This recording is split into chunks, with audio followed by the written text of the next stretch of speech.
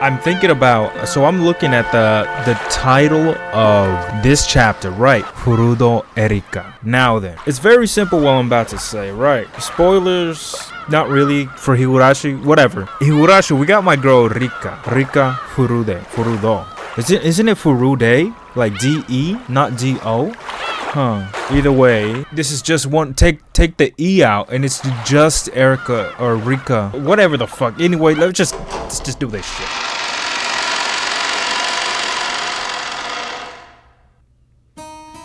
Yaっぱりこのバラ庭園は圧巻だぜ。6年前よりさらにすごくなってやがる。こんなのが似合わなんて羨ましいぜ。んなことはねえぜ。私にとっちゃ船着き場まで遠くて邪魔なだけなんだけどな。Okay. So this is 1980, we're in 1986, right? October. I think, right? That's real world. There, October. There we are. 毎朝バラと挨拶してから投稿。素敵素敵。こんなにいっぱいのバラ、みんなと挨拶してたら遅刻しちゃうね。演者は残念だな。お腹壊しやすいんだって。らしいな。腸が弱いんだろうよ。Oh, that's a kind of an odd choice of words. しょっちゅう下痢してるぜ。おお、レディーにそういうの言うのいけない。それはすまねえ。そうだよな。女の子のお尻からはマシュマロが出るんだもんな。演者は体調が悪くてマシュマロが水飴になっちまったわけだ。Oh shit, that is nasty. Yeah, that's a nasty way to put it. George and Jessica slammed a knee and a fist right into either side of Battler's gut. Whack, smack, thud. The smack thud was probably the sound of his knees hitting the ground and him falling over. Damn, bitch. Normally, Battler possessed the good sense you'd expect of an 18-year-old. So now, wasn't he 17? Now he's 18? However, it seemed that this reunion had brought him back to the mental age he had been 6 years ago.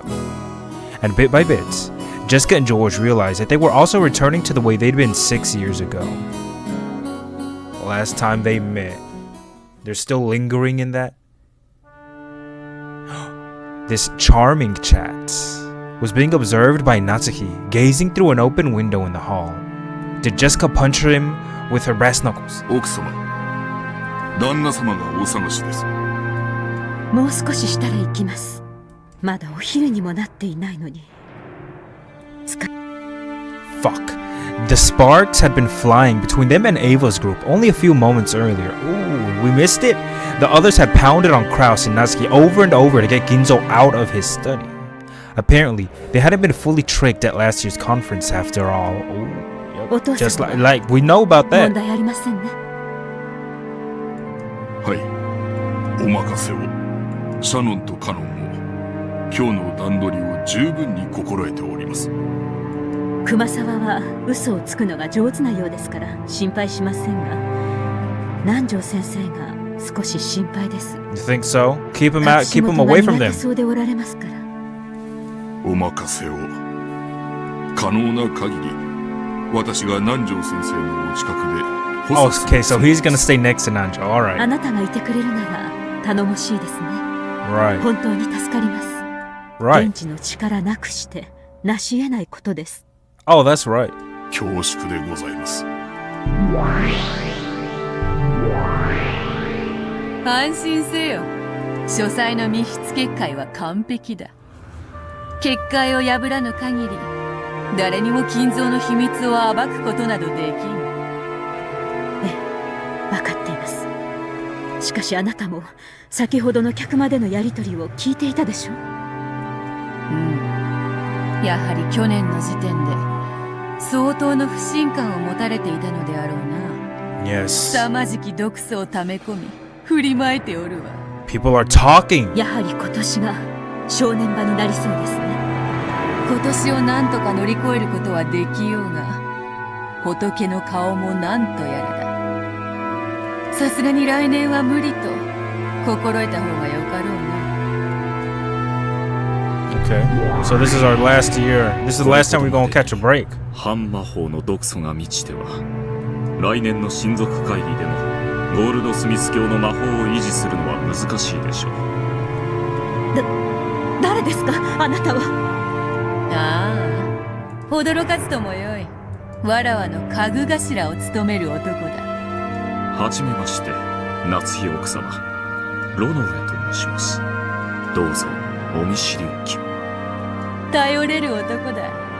この男にも密室結界を守ってもらう。Oh, そう okay. ですか。後ろ宮夏日です。あなたにも協力をお願いします。はい、奥様。魔法世界からお手伝いをさせていただきます。どうかお任せを。Wow. Oh shit, even she's here. 私も紹介してもらおうかしら。I wonder what Natsuki's gonna think of her indecent fucking clothing. ご無沙汰。ガープか。そなたまで来てくれるとは心強い。遊びに来ただけのつもりだったんだけどね。手がいるようだったら声をかけて。はじめまして、マダム。挨拶するのは初めてだけど、私はいつだって誰のそばにでもいるわ。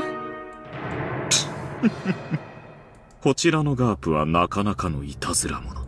先日、奥様が自室にてお召しになろうとして、床に落とし見つけられなかった頭痛薬。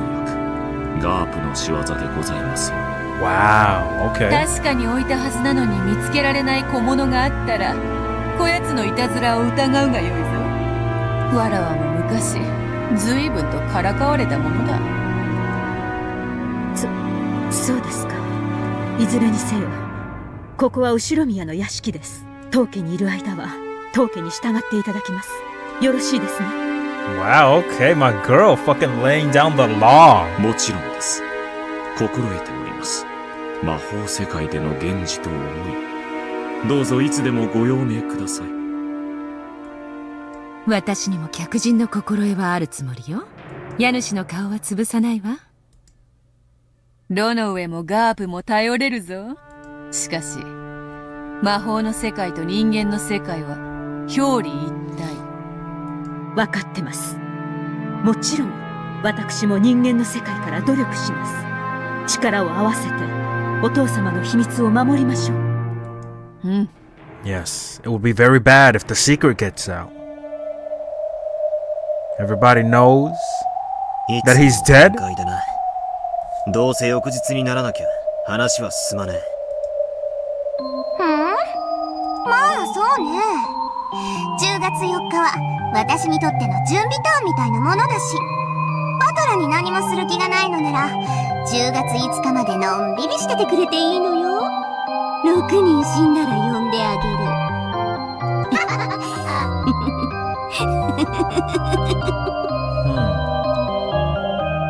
Of course, that was a very irritating way to say it. The fight wouldn't start until the crime occurred. However, waiting for the crime to start would mean turning a blind eye towards the murders of the first Twilight. In other words, it would be the same as being content with the fact that 6 people would die. 知ってる？チェスの先手と後手では先手の勝率が2倍とも言われてるのよ。戦術の進歩でだいぶ変わるけどね。後手はドローを狙えれば上々とか言われてるんだっけ？先手必勝くらい俺も知ってるぜ。ならどうしろってんだ。そんなだからあんたは無能なのよ。本当にいい？バトラー、10月4日にだって解くことができる謎は存在するわ。 Really? 何が解けるかわかる？ Okay, let me think about this. No, actually, no. まさか。あ、いや、しかし。まあ見てなさい、無能のバトラー。Battler the Incompetent? Is that his title? I have a general idea what these witches are talking about. Is it that fucking sin again? I don't know. I tried solving it several times myself in the past, but I still haven't found anything reasonable as an answer. Oh, are they talking about the epitaph? On the contrary, I still can't even understand why that riddle exists. That's right, the reason it exists. Why did Beato prepare a riddle like that in the first place? We will discuss it together from time to time in past games. We all discussed it together from time to time in past games. However, I've been avoiding thinking about it under the assumption that there's no point in investigating the riddle unless we can solve it. This time, I should change my viewpoint.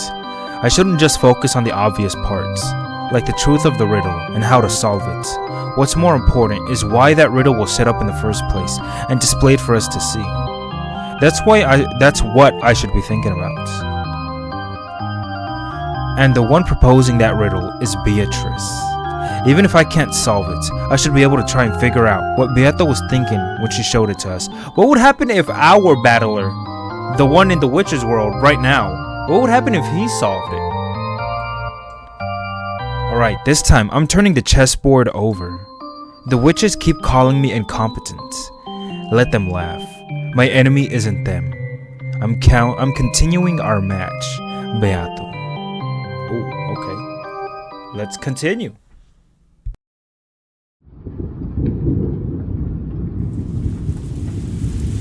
Oh, it's raining there? It's raining here too. Oh? That's actually the reason I'm recording this. It's raining, so I don't have to go to work. とうとう降り始めたようやな。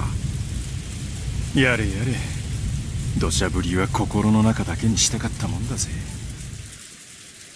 The people in the parlor noticed that raindrops had started to drip down the window.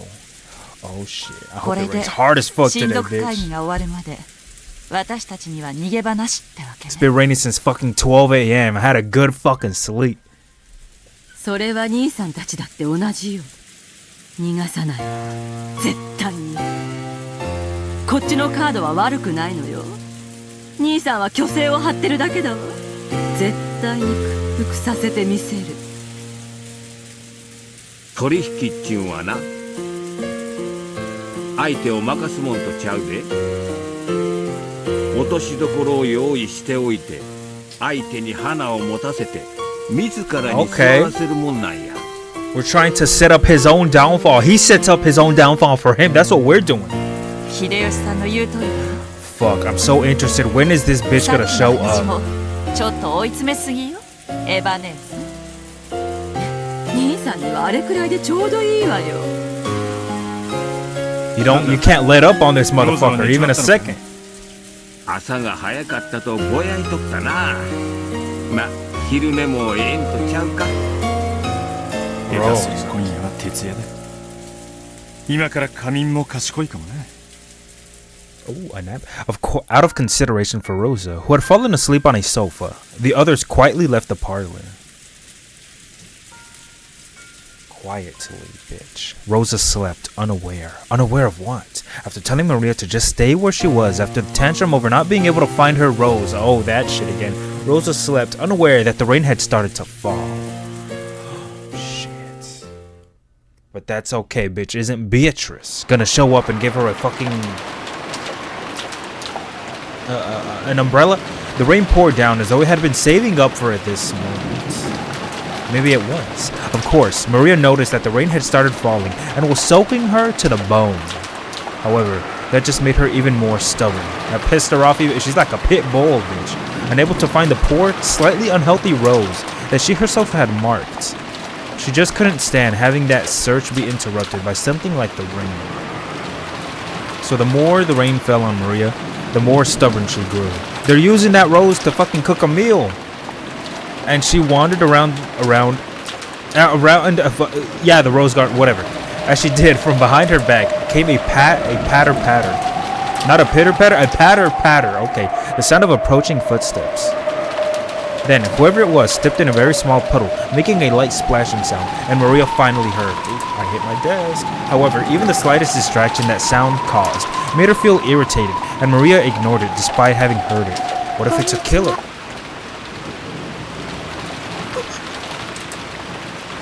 She seemed surprised. Maria turned around bewildered. I'm bewildered. after all, that voice was one she didn't recognize at all. On this sealed-off Rokkenjima, that voice belonged to no person she knew. Is it gonna be that bitch we saw in the prologue? 旦那様、奥様。I hate that they do this. 探しました。大変でございます。Kraus and Natsuki had been privately discussing what should be done next in a deserted corridor on the third floor. Genji had searched everywhere for them. どうしたのかね。シーツを雨に濡らした程度ではそこまで慌てることでもないと思うがね。Fuck me, dude. That reminded me. I have my clothes outside and it's raining. 何事です。 I'll have to wash them bitches again. 何か粗相でも。海難事故で漂流されたと申す方が先ほどお屋敷にいらっしゃられました。That is very, very suspicious. Kraus and Natsuki couldn't help but go wide-eyed and looked at each other. Yeah, I'm a little concerned as well. This was the first time they had ever heard of someone coming to this island uninvited by sheer accident. My ass. What do you mean drifted over here? Yeah, drifted. それは本当かね。What boat? Did they come on a raft? 来客として丁重に扱いたまえ。今はどうしているの？南條先生が診察しております。 On the person? まだ診察中ですが、私の見た限りお疲れの様子ではありますが、怪我などをされているように見えませんでした。Well, they're nice. They're nice for treating him as a guest or her. 私と夏日は今大切な話をしている。終わったらすぐに見舞いに行く。その漂流者にはぜひくつろいでほしいと伝えたまえ。Wow. Okay, I did not expect them to show this much hospitality. かしこまりました。That's a very nice thing to say. Genji bowed deeply and started to leave, but Natsuki called him to a stop. Yamero. Genji stopped walking. Natsuki jogged up to him. Jogged. その漂流者は。Oh shit, is it? Is it? いいえ。 Okay. お嬢様くらいの若い女性でございます。 Isn't that even more concerning? 女性？そうですか。結構です。下がりなさい。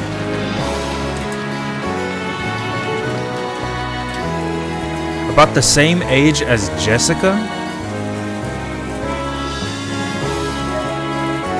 The parlor of the mansion was bustling. The adults gathered, concerned about the well-being of this sudden guest. まあ自力でバラ庭園まで歩いてこれたなら命に別状はねえだろうな。転ばぬ先の杖やな。ライフジャケットのおかげやろ。あれがなかったら溺れ死んどったかもわからんで。どんな子だったの？ジョージやジェシカちゃんより上？下？シェシカお姉ちゃんよりは下だった。ライフジャケットと水着だった。Oh, okay. ヘトヘトみたいだった。A little younger than Jessica, wearing a life jacket. 本当に不幸中の幸いね。もし島の反対側だったら大変だったわ。しかし気の毒ね。この天気じゃきっと船も来られない。明日いっぱいまで彼女もこの島に釘付けかしら。 So that's one extra person? At that moment, the door clunked. Why did we never think about that? Somebody just washed up on the island. At that moment, the door clunked open and everyone looked in that direction. 皆様、お茶はいかがですか? It was Gola and Canon. Oh, bitch. With the latter pushing a serving cart laden with a tea set. Golda understood that doing a little extra at times like this would earn him points. Earn him points.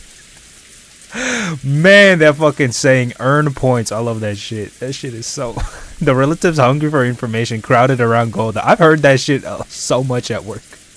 Golda ordered Canon to serve the tea and became the sole object of the relatives' attention. ゴーダさん、どうなんだいその子は。元気そうなのかい？さあ、わかりません。ですが、心配ご無用。南條先生がつきっきりで見ておりますし、熊沢もシャノンも一緒です。どうぞ、ご安心ください。Okay. まずは紅茶でおくつろぎになってはいかがですか? Wait, I was gonna say, isn't this Wait, I'm starting to think. Isn't this a good thing for fucking Natsuhi and Kraus? Because a person washing up, these motherfuckers gonna be distracted by that. さあ、カノンさん、早く早く配って配って。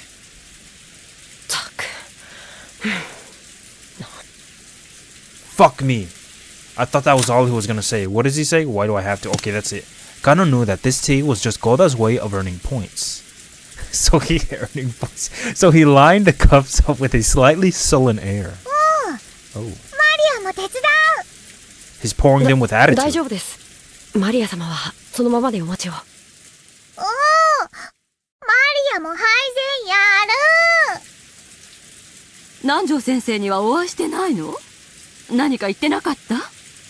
ええ、先ほどお会いしましたところ、それほどの外傷はないそうで、私もちらりとお見かけしたところでは。Bitch, it was they did it again, man. They were about to say something and they were fucking interrupted. Just as Golda had successfully captured the gazes of all present and was about to start talking knowledgeably on the subject, Nanjo returned. Of course, Nanjo instantly became the center of attention. Ganon turned his back on Golda, who seemed downhearted. 南條先生、どうなんですか、容体は。大丈夫そうなの？皆さん、ご安心を。大丈夫です。怪我は何もありませんでした。だいぶ疲労しているようですが、今夜特に熱を出さなければ何事もないでしょう。So this is reminding me isn't this reminding you guys? It's reminding me of last year. Just like Ginzo. Oh, they're talking about this person, but nobody here actually has seen her yet. ならよかったわ。お医者様はいても病院はないものね。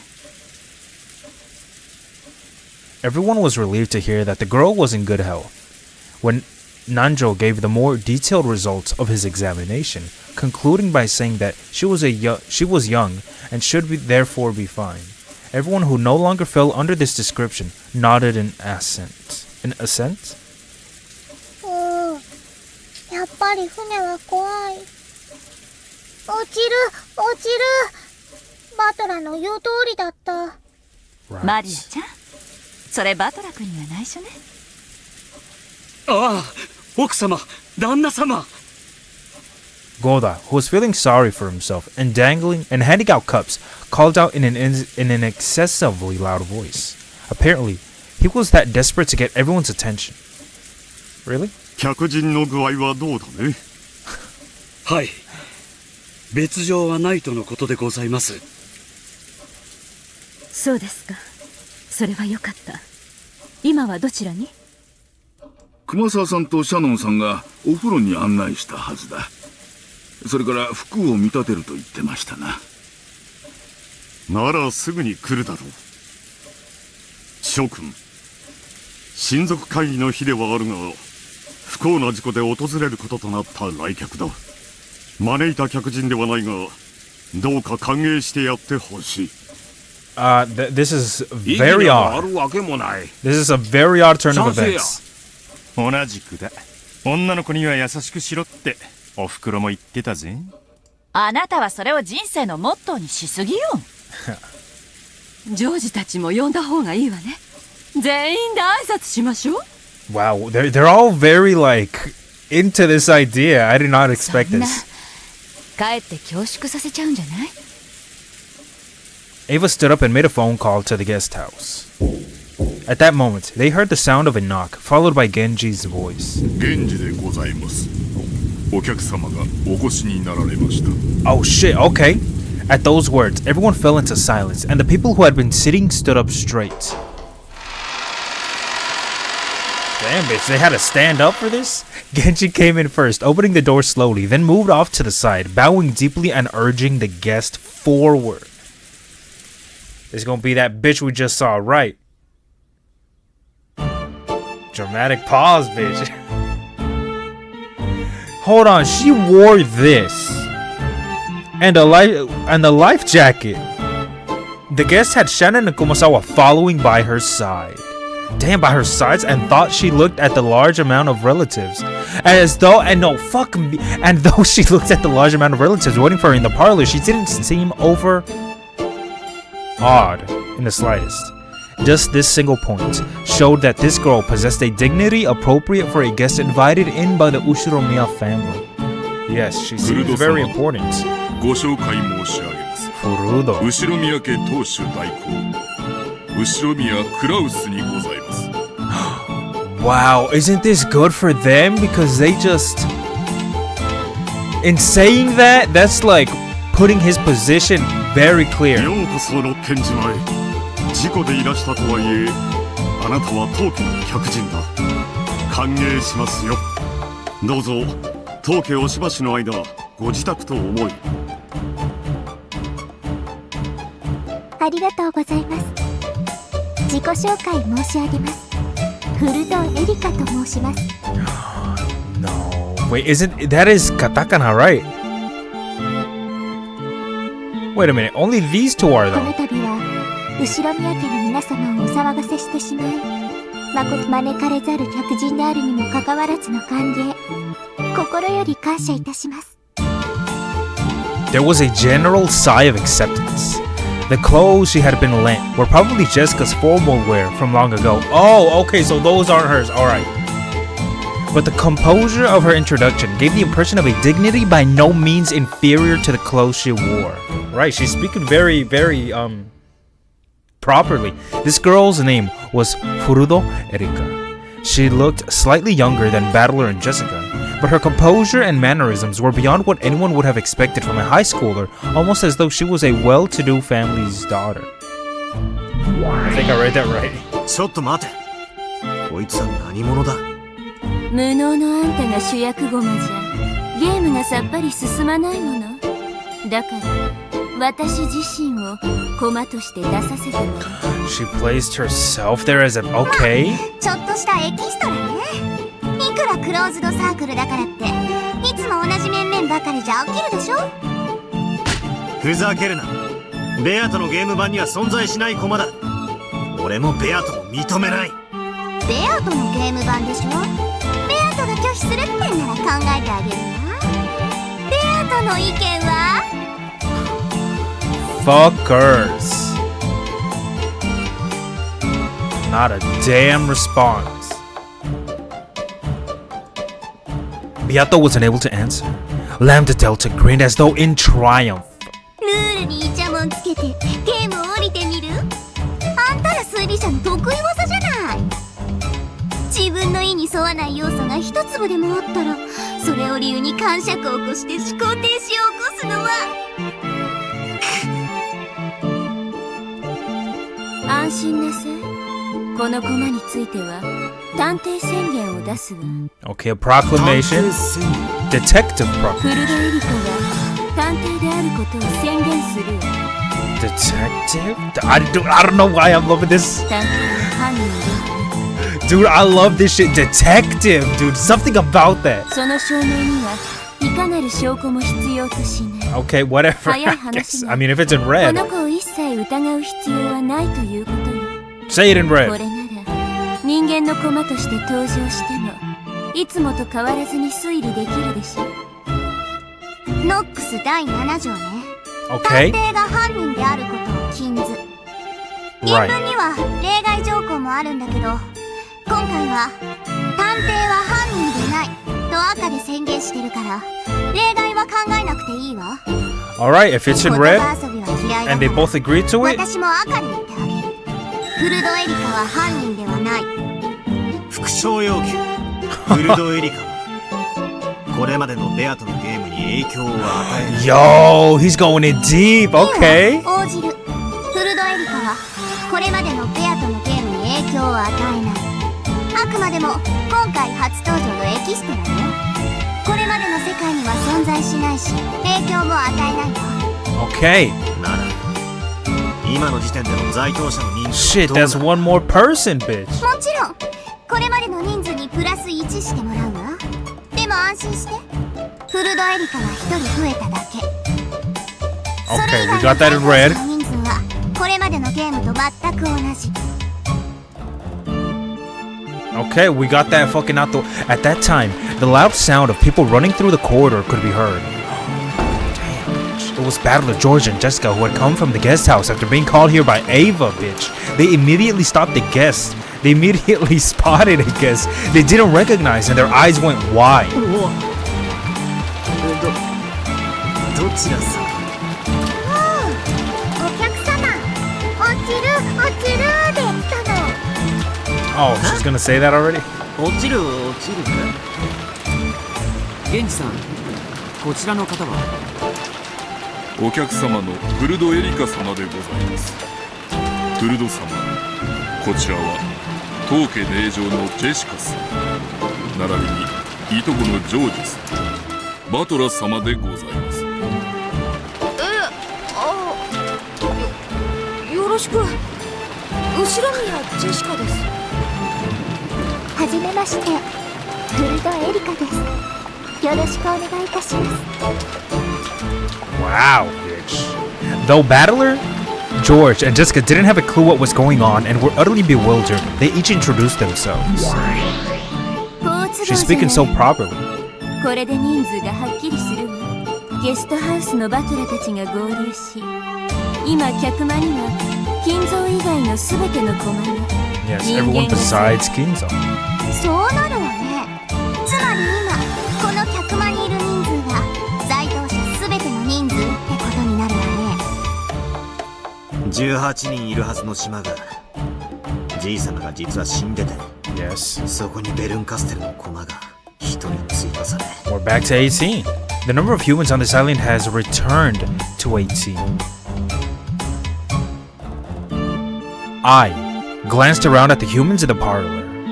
The guest, Furudo Erika. And behind her, Kumasawa-san and Shannon-chan. Off to the side was Genji-san. Uncle Kraus and Aunt Natsuki were welcoming the guest. Golda-san immediately started showing off, and Ganon-kun was being unsociable, wearing his usual blank expression. There was Dad and Kirie-san, Auntie Ava and Uncle Hideyoshi, Auntie Rosa and Maria, and Dr. Nanjo. And on either side of me, George Aniki and Jessica. This is everyone, the true number of people on this island, on the island at the moment. 何しろ、僕たちは全員後ろ宮だからね。Yes, she is outnumbered. 気兼ねなく下の名前で呼んでほしいね。僕はジョージ。俺はバトラだ。よろしくな。ありがとうございます。Well, that's very nice. ジョージさん、バトラさん。I'm liking this Erika girl, man. Furudo, I'm liking her. 私のこともエリカと呼んでもらえると嬉しいです。よろしく、エリカさん。Erika was welcomed like a guest, and it was decided that she could borrow the bedroom next to the cousin's room on the upper floor of the guest house. Oh, okay. In front of all the relatives, she had seemed dignified and a bit stiff. However, as she talked with George and Jessica, her expression began to soften gradually. And so, the detective Furudo Erika was placed on the game board. I think that's it. Is that the end of the chapter?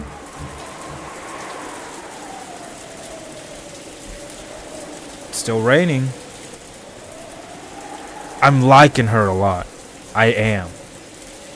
She was one of the people that I saw and I knew the name of.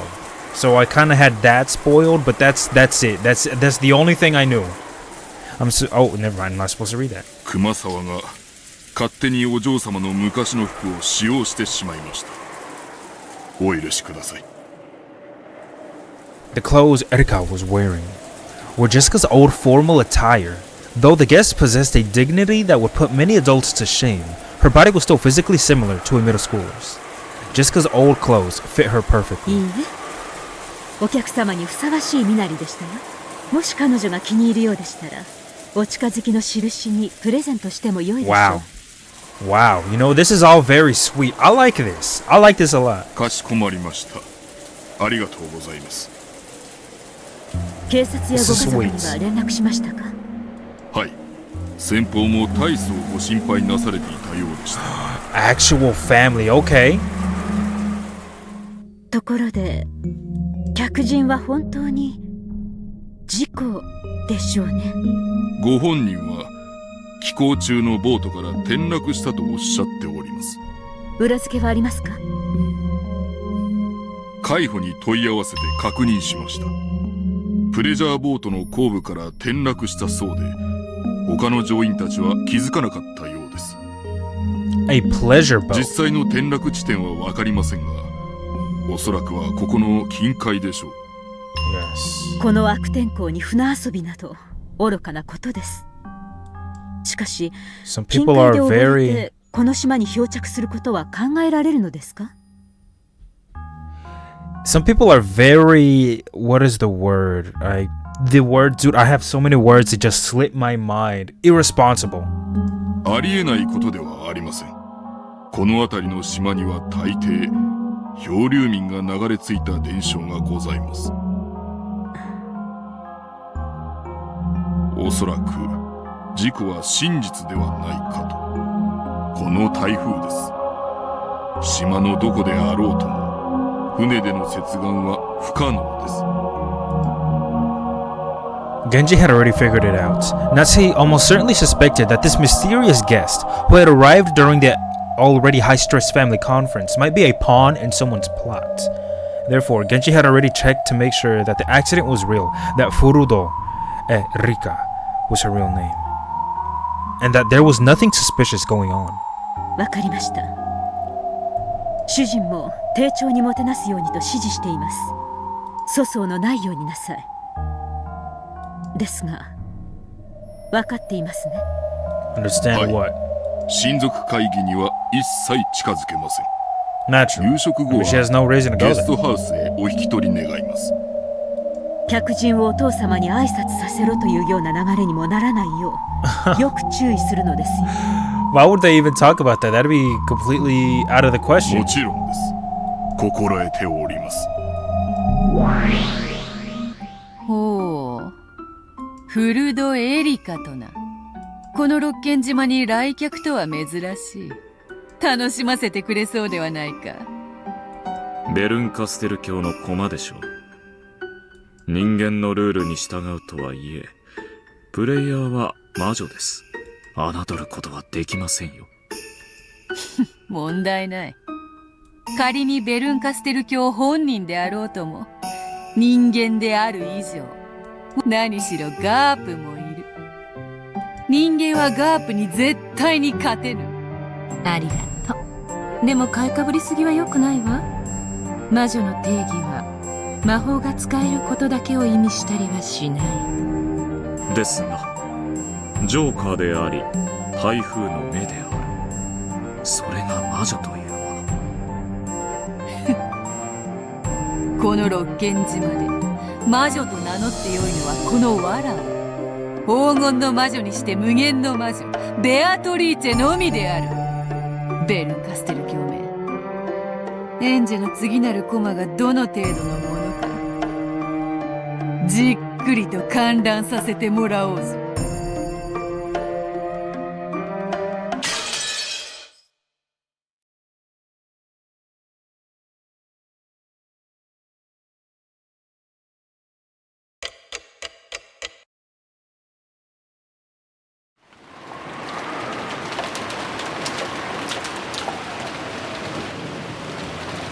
Erika's seat was the lowest one in rank. In other words, it was at the inferior end of the table, since Ginzo's seat at the high end of the table was empty. If you turned the whole thing around, it sort of looked like Erika was the host of this dinner. Oh. それでは皆様、本日の晩餐を始めさせていただきたいと思います。 After Golda's announcement, dinner began with the almost customary applause. It was finally the beginning of the dinner orchestra conducted by Toshiro Golda. Sitting at such a majestic dinner table was no everyday thing for these people by any means, except for those in Krause's immediate family. However, they were all used to it and acted as though this was completely normal. Again, if anyone was to be surprised, it should have been Erika. And yet, she showed no surprise at this dinner and acted with composure, blending in with everyone else. There wasn't even a sliver of fear one might expect from someone who had wandered here like a lost puppy. Yes, I expected someone to be a nervous wreck, apologizing, 不思議な子ですね。 Maybe someone not even talking? They're so nervous? 1年間で最も豪華な晩餐がないの。何も取り乱さないと。最近の子は肝が据わってる。 Maybe she's from a very powerful family as well. 嫌いじゃないよ。そういうの。フルドさんはこういう食事には慣れているんですか？ Yes, that's what I'm wondering right now. 大した落ち着きようだ。 Very composed. ほんまやな。ずいぶん手慣れたもんや。わしなんかいまだに次はどのフォークを使えばいいんか混乱するんやで。ああ、こっちやったか。それともこっちやったか。Do rich people really eat like that? You don't know which you have multiple forks. You don't use the same fork throughout your entire process of eating? Erika had been gracefully eating her that fucking word, dude, this fucking word this word fucked me. This word fucked me so hard in episode 1, hors d'oeuvres, without showing any confusion over the line of utensils in front of her. Hideyoshi started joking around with her, gripping a fork in each hand. Of course, a president of a company in the food service industry like Hideyoshi would obviously know his table manners. However, thinking that Erika must be nervous over this dinner, he had intentionally spoken with a comic tone of voice. 外側から順に使うだけですし、面倒だったらお箸を頼めばいいです。日本人ならお箸です。お箸はいいですよ。これ一膳あればどんな料理でも対処できます。 As soon as she began talking about chopsticks, her eyes started glittering. The smile she now showed for the first time was far different from the dignity she had shown before, and more like something you would expect from someone her age. カレーライスはさすがにスプーンでしょ。丼に盛ればいいんです。牛丼をスプーンで食べる人いますか？いませんよね。 Look at her face! She looks like a cat now. Also, donburi. Hold on, let me look at that real quick. Where is it? Tips. Let's just take a quick look at that shit. There it is. Donburi. It's simply food served on top of a rice in a deep bowl. The bowl is also called a donburi, hence the name. Okay. Many types of food can be served donburi style, including curry, karedon, beef, gyudon, or chicken and egg, oyakodon. Yes! Dude, I've heard of oyakodon. I actually made oyakodon before. Yes, parent and child donburi. Yes, the parent being the chicken, the child being the egg. Dude, I've made that shit because I watched fucking Monster, the anime. And in there, Tenma, he makes oyakodon. 日本人なら断じて絶対鉄頭鉄尾お箸です。 Yo, she's talking like how I do sometimes. というわけでゴーダさん、すみませんがお箸をお願いします。 Or I'm talking like her. 私が日本人として恥ずかしくない食べ方をご覧に入れてみせましょう。 Wow, man, is she otaku? Like damn, that's how they talk. 次のお料理は何ですか？それが困ったことに、次はスープでございまして。 As she pretended to shrug, Erika winked at everyone. And everybody started laughing. Soup, not ramen? Of course, no one was laughing at her. She obviously knew that soup came out after hors d'oeuvres in a full-course meal. Furthermore, Erika had even noticed that she had performed a little too perfectly, creating a sense of tension that led Hideyoshi to think that she was nervous herself, and that this was why she had tried to break the ice. That's why she'd started behaving a little childish and lighthearted, acting out the part of a guest enjoying a harmonious dinner. Pretty soon, not only Kirie, but everyone else also caught on. Even though she was an uninvited guest, she was apparently worthy of participating in an Ushiromiya family dinner. Damn, bitch, I wanna be part of this dinner. 本当にこの子、偶然の来客なの？実は今日の親族会議にこっそり呼んだ兄さんの隠し子じゃないの？賢く場を和ますセンスもあるようだ。マナーも見事じゃないか。Yes, we're all praising her. あんな子が娘だったら悪くはないね。We're all praising the hell out of her. I hope. Is she two-faced? Cause I don't know, man. ジェシカちゃんの達成がなくならんな。ひどいわ、ルドルフ兄さん。どうしたんだい、ジェシカちゃん。頭痛かい？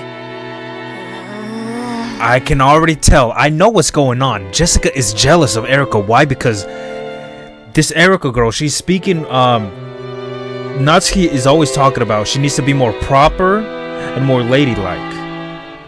And a guest comes in around her age, starts speaking like that. She's getting like a little uncomfortable. Yes, exactly. I knew it. こりゃ本家の令嬢として負けられねえだろ。お前も日頃夏日おばさんに仕込まれてるテーブルマナーと貫禄で対抗してみろよ。見たい見たい。テーブルマナー見たい。ほら、はしゃぐのはマナー違反だよ。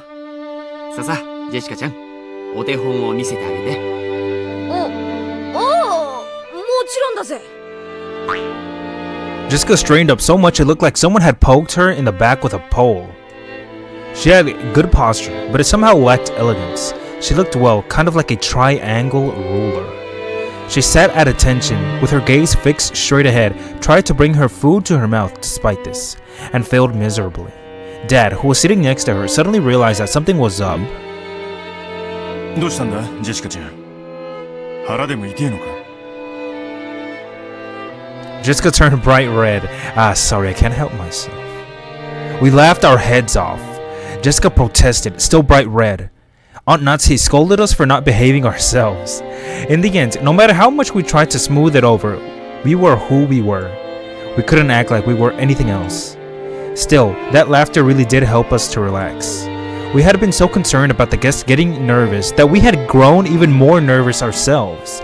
The lively chatter spread from where we were sitting at the center of the long table to both ends, and ultimately, the dinner went even more smoothly than usual. Well, this seems like a very nice fucking this seems like I like this. This is what we call slice of life. With some delicious cheese and coffee, our peaceful meal came to an end. This is cute. I like this. Golda won unanimous acclaim and was praised for his skill by all present. After a short period of harmony following the meal, it was decided that we would return to the guest house. Normally, dinner tended to have a very dark atmosphere about it, and the adults would often move right on to the family conference with the same dark atmosphere. However, perhaps because this was fuck, I'm speaking so fast. Perhaps because this year's dinner had been oddly peaceful, everyone decided to take a break, the adults included. Are they going to take a smoke break outside? I mean, I don't smoke, but that sounds very peaceful. Smoking outside in the dark. It's raining, it's windy. After eating, taking a bath, and relaxing while watching TV, I wonder if they'll gather again in the mansion in the middle of all this rain and resume their high-tension family conference. I read that shit so good. I'd rather not think about that. Auntie Ava seemed to get very worked up, trying to convince the rest to start the family conference right away, but it didn't look like many people agreed with her. Damn, look at me reading stuff. The meeting had probably come to a close for the night. Shit. Since they had guest house duty, Goda-san and Kumasawa-san were chosen to guide us to the guest house. It must be tough for Goda-san. Even after making and cleaning up such an extravagant dinner, he also has the midnight shift at the guest house. Damn, they worked these motherfuckers to the bone. I heard that Kumasawa-san, old as she was, would be going to sleep soon. It seemed that she had been assigned the servants' quarters in the guest house. Damn, boy, I killed it. Well, I fucked up a little bit, but I killed it.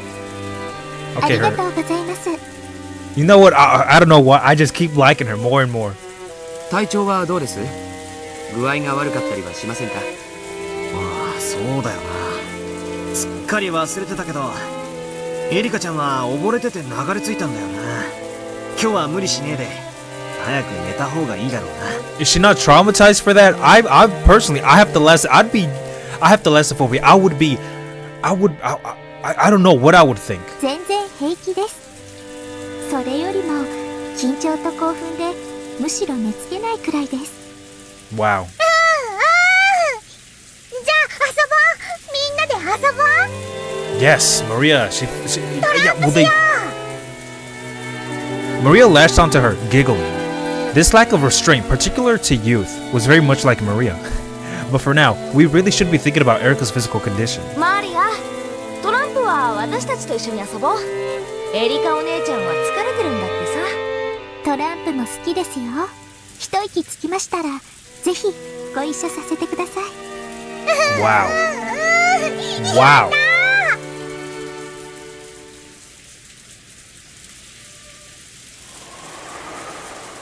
I'm liking this whole situation. It's sweet, it's wholesome, it's cute. As she passed through the lobby of the entrance hall, Erika stopped walking. When she saw what she was looking at, the rest of us also stopped. あちらは黄金の魔女ベアトリーチェ様でございますよ。黄金の魔女。何やってんだガキども。さっさとゲストハウスへ引き上げるぞ。Yes, the beautiful guest house. It has a bar. The guest house has a motherfucking bar, bitch. Dad, Kiria, Auntie Ava, Uncle Hideyoshi, and Auntie Rosa all came over. The guest house party had all gathered. Oh, we're all here, bitch. However, Erika's gaze was captured by the portrait of the witch, and she simply stared at it for a while. Well, this is the first time she's seen it. I mean, imagine just coming... Think about it in her shoes. She washed up from a fucking falling overboard. She's here. This is crazy to her. A mansion on a fucking shit. An island. This big ass painting. 親父は200億相当の黄金を隠し持っていて、その隠し場所をあの碑文に記したって言われてる。What if she fucking figures it out? The epitaph. Perhaps because it was too early for them to disperse into their individual rooms, the relatives who had returned to the guest house were all gathered downstairs continuing their chat. The topic was the witch's epitaph, what Erika had taken an interest in. Which Erika? Oh, they're actually speaking to her about it. 誰にでも見られるところに堂々と張り出し、私たちの知恵に挑戦する。そういう挑戦、大好きです。ひゅー、エリカちゃんは案外ノリがいいな。謎解きとか好きなのか？面白そうじゃないですか。Is she like a big intellect? Look at her. I'm seeing determination. そういう挑戦。多分金蔵さんはあの碑文によって後継ぎを選ぼうというつもりに違いありませんね。Oh, okay. So it just came out and say it? When she said that, the adults froze and slowly turned to face Erika. どうしてそう思うの？ Auntie Eva spoke with a coaxing voice, though there had been whispers between the relatives every now and then that the person who solved the epitaph riddle might inherit the family headship. That had been nothing more than wishful thinking, since such a thing had never been specifically stated. And yet, though she had only read it once, this outsider had already reached that conclusion. How had she come to it? No, that wasn't the problem. If you solve the epitaph, you can become the next head. She wanted to establish this not as wishful thinking, but an outright fact. So they closed in around Erika, asking why she was so sure. 大富豪が謎を解いた者に富を譲るというのは割とよくあるシチュエーションです。そしてご当主の金蔵さんはその碑文を新聞に載せたのではなく、お屋敷の中に掲示しました。つまりこのお屋敷の人間を対象にした謎だという。そうだよね。この屋敷の中である以上、この屋敷に出入りできない者には解きようがない。つまりこの屋敷の人間にじいさまが挑戦してきたってわけだ。グッと良い思考です。あの碑文が屋敷内にあったという一時からでもその程度のことを読み取ることが可能です。At first, this furudo Erika girl had seemed to be the fairly silent type, but apparently that wasn't the case. When she grew excited about being challenged to a game of wits, she became much more talkative than I had imagined. なるほどな。屋敷の中に碑文があるのは屋敷の人間に読ませるためってのは確かに道理や。でも家督を譲る相手までも選ぶというのは言い切れるものなの？この謎を解いて得られる宝がほんのささやかなものでしかないなら私もそこまでは思いません。そうよね。隠された黄金の価値は200億。それはまさに後宮家の財産そのものだわ。それを受け継ぐということは後宮家を引き継ぐことと限りなく同じ意味です。つまり碑文に込めた黄金の隠し場所という謎は後宮家の実質的な後継者選びに他ならないということです。 The idea that the person who solved the epitaph would be chosen as the next head was something that had been floating around between a few of the relatives for a short while. However, since it had never been stated specifically, they had thought of it as nothing more than an optimistic dream. And so they had abandoned all consideration of that aspect and left it as a gray area. Erika had declared in clear terms that this uncertain part was in fact true. If one of the relatives had said it, the others would have thought it to be merely an optimistic dream. However, when declared by furudo erika, a complete outsider, those words seemed more credible than they otherwise would have. Everyone remained silent for a while, slowly considering what those words implied. ただ碑文がそこに存在するだけで、フルドエリカはこの程度の推理が可能です。いかがでしょうか、皆様方。 Oh, she's asking for our thoughts? 横やりで申し訳ねえけどさ、一応はうちの父さんが次期当主なわけだぜ。隠し黄金を誰が見つける云々はともかくよ、見つけたら当主ってのはそういうことにはならねえんじゃねえかよ。 Well, Jessica thought the treasure hunting part of the epitaph was really fun. Well, I mean, why'd he put it up there then? Why'd he state that? I don't think you did it, or any of them. However, she couldn't help but let her expression grow better once they started talking about undermining her father's position. I mean, you can understand why. 私の推理から演繹する限り、 Deduce. 金蔵さんは次期当主のクラウスさんに円滑な当主継承を望んでいないと。 Whoa, that's a crazy thing to say, bitch. どうしてだよ。莫大な財産を持つ後宮家の当主なら政治的な意味でさまざまな影響力を持つことになるでしょう。ならば本来その継承は厳格であり、一切の紛れが入るべきではありません。そうね、うちの人の好きな戦国武将の話でもよくあるわ。跡継ぎ候補が複数いたりすると大抵お家騒動の火種に。そうやな。だからトラブルを未然に防ぐためにしっかりと後継者を指名しておくのが大切なんや。時には競合する後継者を粛清することさえあるんで。 Wow. Even the Sengoku commander Hideyoshi admired Toyotomi Hideyoshi. I think I read that right. Toyotomi Hideyoshi made his son-in-law Hidetsugu commit seppuku. But it was rumored that he might have done this to make Hideyori. Fuck, I'm reading all these names. Everyone, there's a lot of Hide here. Who was his real son. Wait, let me read that again. But it was rumored that he might have done this to make Hideyori, who was his real son and born after Hidetsugu, his true heir. In other words, naming a successor was a way to make it known to the world that a given single unique person would be acknowledged by everyone as a successor, and a way to remove any chance of another person becoming an opposing candidate. まさにその通りです。 Alright. あのような秘伝の存在はクラウスさんの次期当主の肩書きを危ぶませる意味しかありません。つまり金蔵さんがクラウスさんに当主を円満に継承させたいと願うなら、あのような危険なものを Counterintuitive, you're right. It holds no meaning. What would be the possible reasoning? Also, you see, I'm telling you, it's a bar. It has even stalls here. そうね。チェス盤をひっくり返せば確かにそう言える。当主は継承するけれども200億の黄金は譲らない。解けた誰かに譲るというのはおかしな話だ。Giving up the title of head, but only giving the 20 billion yen in gold to the person who solved the epitaph. You really couldn't call that passing on the headship in the truest sense. そういうことです。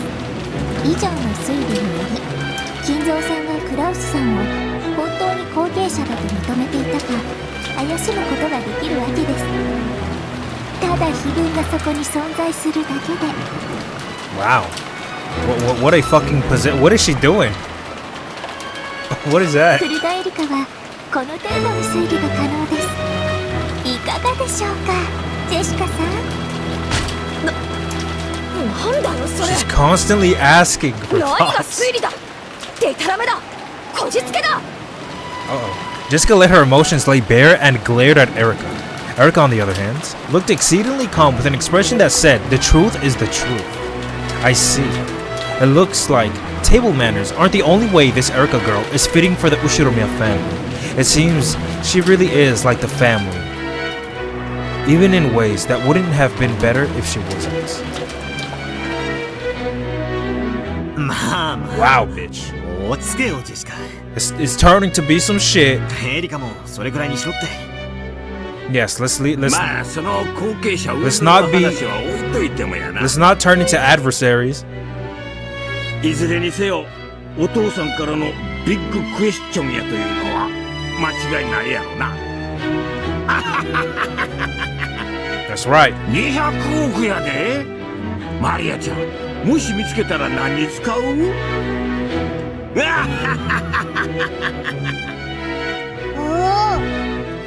金鏡は黄金だけじゃない。もっと神聖な場所なの。 Uncle Hideyoshi persisted with his fake laughter, attempting to force the mood to improve. Everyone else tried to go along with him, but Jessica's mood didn't get any better. エリカちゃんも碑文の謎に挑戦してみたくなったのかい？ Yes, this is what I was wondering. 灰色の脳細胞がうずきまくりです。 Gray cells? ですので、謎解きを早速始めたいと思います。 What do you mean by gray cells? What is that supposed to mean? George Aniki skillfully turned the conversation around. Just like the time she had made everyone laugh in the dining hall, Erika looked about with gleeful eyes and jumped at the chance. What if she solves this shit now? That would be crazy, bitch. せっかくエリカちゃんが面白がってくれてるんだし、また去年みたいにみんなで謎解きをしてみましょうよ。 Okay, let's see what's up. 欲しい人は手を挙げて。 No, make some tea instead. マリアはダメよ。眠れなくなっちゃうでしょ。マリアもブラック飲む。 That's a little too strong for you. ワクワ Black クしま coffee? せん？こういう謎、私は大好きです。 Erika said that and smiled, even though she must have known that she ticked Jessica off and made the atmosphere sour. She just smiled nonchalantly. 別に10月5日の事件を待たなくても解ける謎はあるってわけ。 Yes, this fucking shit. But isn't that game over immediately? No, it can't. Last time this shit happened, we solved the riddle before the end of the game. The game still continued. そりゃ、俺も何度か挑んださ。だが。でもさっぱりわからなかったから投げ出して考えるのをやめた。でしょ。 Pissed me off. But I didn't have a good counter for that. After all, I don't get the epitaph at all. I don't even know what the beloved home of old means, much less the parts about the Sweetfish River and the key. Thinking that a few more hints would show up if I waited, I kept on waiting and just stopped thinking. Now then, okay, let me look at this shit again. Where is it? Is it on tips? Okay, it's not here. The epitaph is not here anymore. Okay, the epitaph. Maybe the epitaph isn't about what's going on in the story, like this battler and where Erika is. Maybe it's something to help me figure out what's going on overall. Could that be it? I don't know. あなたなりの答えは準備できてる？ Am I supposed to figure it out? Okay, do I already have all the clues? ペルーはね、ここで碑文の謎を解いちゃったのよ。さすが奇跡の魔女ね。解ける謎であるならば難易度に関係なく必ず解ける。 Well, I mean, if she's the fucking witch of if she has miracles on her side, it'll take a fucking miracle to solve this. 失敬ね。かけらをほんの数百個ほど漁っただけじゃない。やっぱり恐ろしいわ、あんたは。Fish through a... You know what? The more I hear her talk about fragments, the more curious I am. それは赤で答えをいきなり語るとかそういうインチキじゃねえんだろうな。安心なさい。あなたと同じプレイヤーとしてのルールにのっとってよ。じゃあ始めようかしら。ここじゃ狭いわ。海の上で話しましょう。 Talk at sea? What? オッケー。酔わないでね、バトラー。海って何の話だ。Fuck. Right after I thought the world had turned pitch black, I was struck by a strange floating sensation. It must have felt like suddenly having the floor drop from under you, sending you into a bottomless pit fall. Whoa, where the hell are we? I kind of like that noise. When I looked, I saw that the two witches and I had been thrown into a pitch black universe. This space was closed in endless... What the fuck is happening? In endless darkness in every direction, and it felt like an infinite expanse filled with countless glittering objects. Stars? Instead of a universe, some people might have likened it to the depths of an ocean where countless glittering fragments drifted. Where the fuck are we? Wait a minute, wait a minute.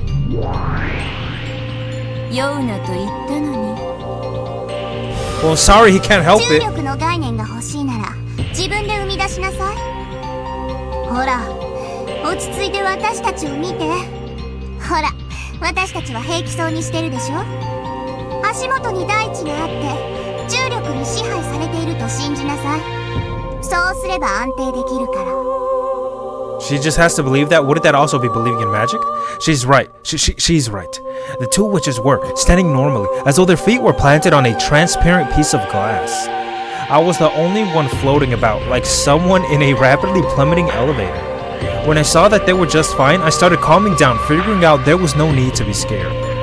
Figuring that there was... Okay, then just as Lambda Delta said, I gritted my teeth and kept telling myself that there was a place to stand here and that I had to calm down. Is he gonna learn magic right now? I swear, isn't that what's gonna happen? Wouldn't that kind of...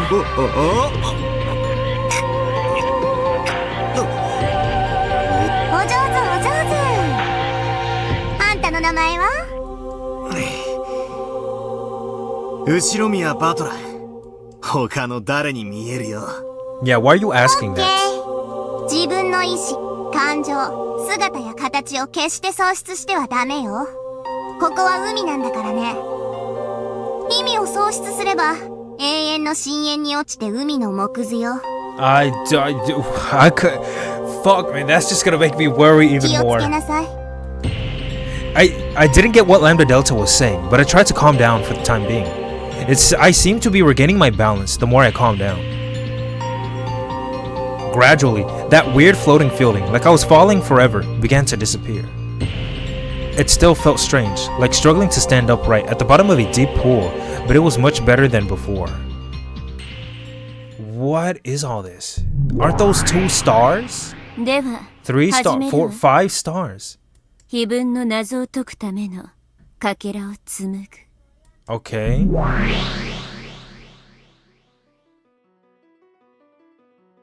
Bernkastel opened both of her arms.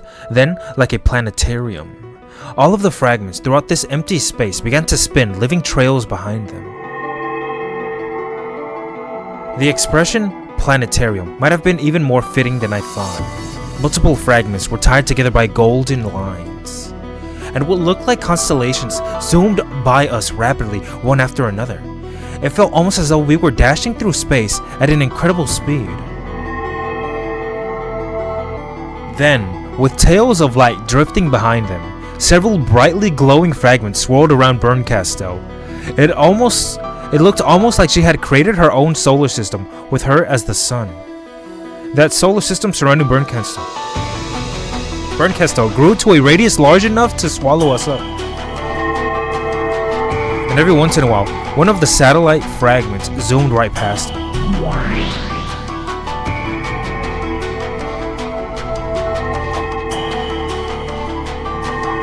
I'm reading this shit. Those are past games. When those fragments passed right by me, it felt as though some kind of memory welled up inside me. I could feel it in my guts. These fragments were probably like crystals of memories, okay? Is that what fragments are? 記憶じゃないわ。 Okay, she just explained. Okay. 世界のかけらよ。まあ、あんたには記憶のように感じられるだろうけどね。では始めるわ。まずはこのかけらから。 This fragment? One of the satellites in the solar system was slowly sucked in towards Bryn Castell as its orbit around her decayed. It drew a spiral as it approached her, and it came to rest on the palm of her outstretched hand. Then it shone brightly, painting over the world with pure white. I am so... Oh, yes, I remember this. She figured it out.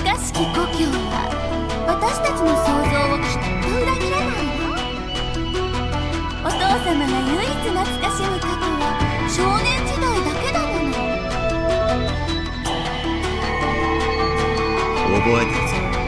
これは第3のゲームでエヴァおばさんが碑文の謎を解く直前にしていた自分の中の魔女 The Black Witch。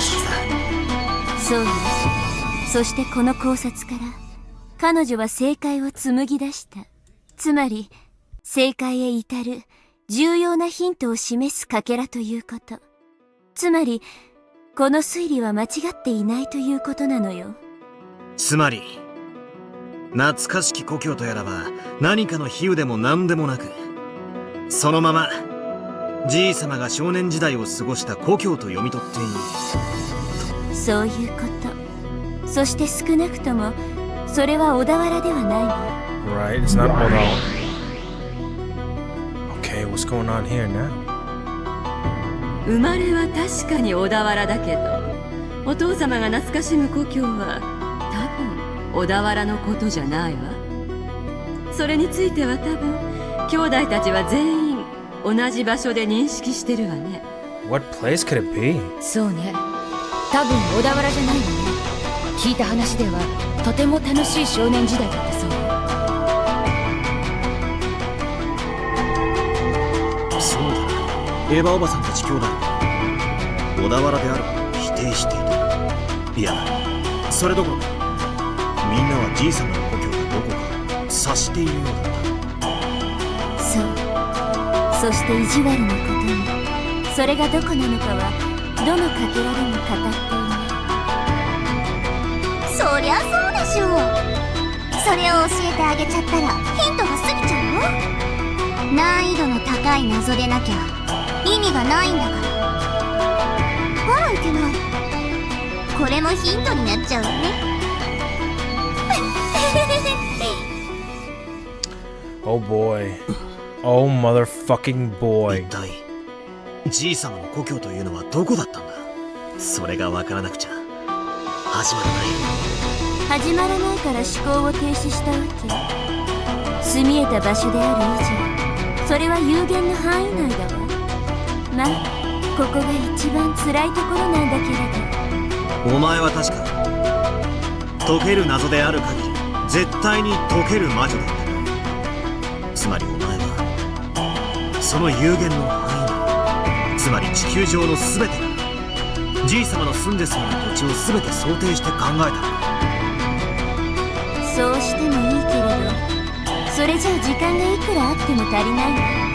だからさらにヒントを加味して答えを絞る必要があった。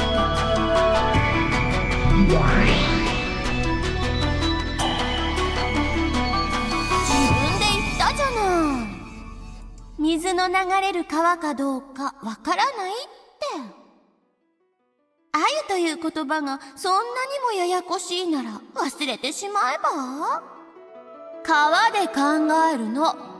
川で。家系図という連想は悪くないわ。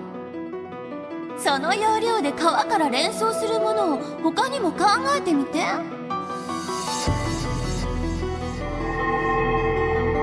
故郷を貫くアユの川。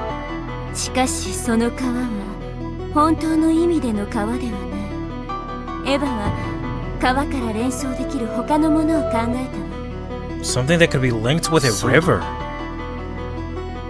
しかし川じゃないなら鮎って何なんだ。考えなさい。故郷を貫く川。でも水の流れる川じゃないの。 So, are we thinking abstract or not? Something that could be likened to a river, not linked. Something that could be likened to a river. I don't fucking... A highway? People pass by it, just like how fucking a river passes by something. 故郷を貫く鮎の川。エヴァは故郷がどこか分かってたから鮎というヒントを切り捨てて考えたけど、故郷を知らない私たちにはヒントになりうるかもしれないわ。 Okay. Sweet fish. 鮎の川に悩みすぎたわ。鮎なんて大した意味ないじゃない。そんなことないわよ。立派なヒントだったじゃない。Okay, sweet fish. 鮎である必要はなかったかもね。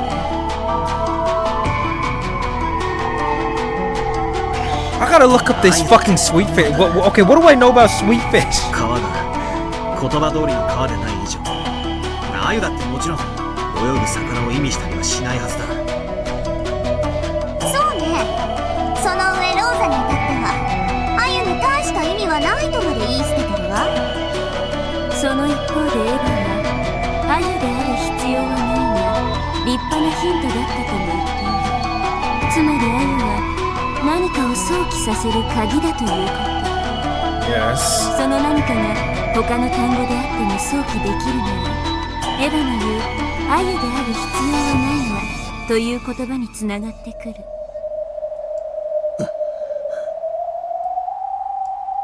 From these thoughts, Auntie Ava formed some theory, went to the archive, looked through some kind of book, and verified that she was right.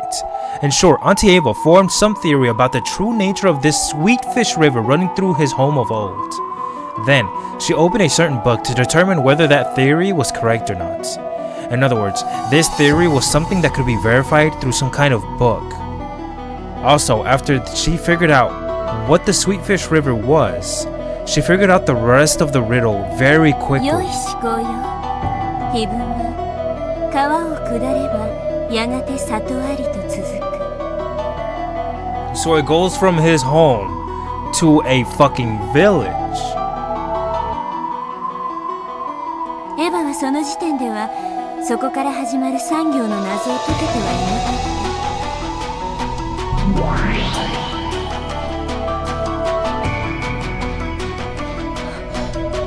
里って何？里ってどういう意味？この川を下ると里なんてあるの？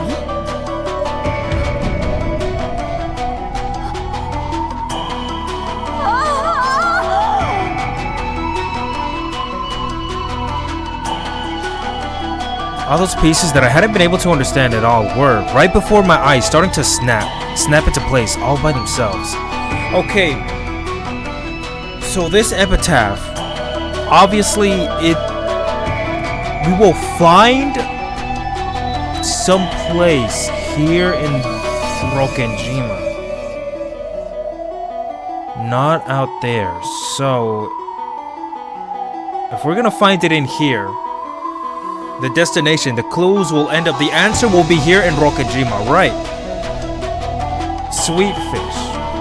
Are we the sweet fish? I don't know. Like all of us in general, the population. I couldn't even remember to close my open mouth. My throat grew completely dry. Is it really alright for this to be the answer? Really? Really? Really? Home of old. 故郷を貫く鮎の川が分かれば自動的に川を下れば里あり云々が分かって黄金鏡の鍵が手に入るっていうわけだ。そういうことよ。エヴァもその書物を読んで確かめるまでは川を下った里のことはわからなかったみたいだし。くそ、その書物って何なんだ。 Yeah, what's in that book? And how'd she know to get that specific book? Okay, so これは全然6文字じゃないわ。これが答えに間違いないって断言できるけど、これは全然6文字に満たない。 Okay, so it's less than 6 characters? また思考停止？ならそれを6文字で読める方法を考えなさい。思いつかないなら調べなさい。きっと答えはある。それを疑ってはダメ。それが信じられないならとっとと泣き寝入りでもしてへそでもかいて死んじゃえば。1、2、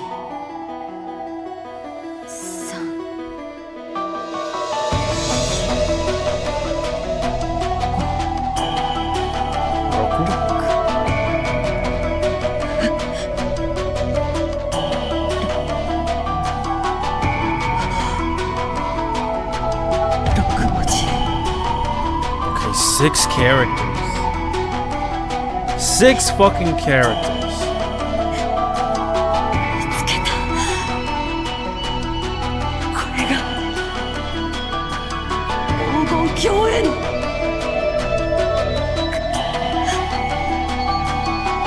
鍵。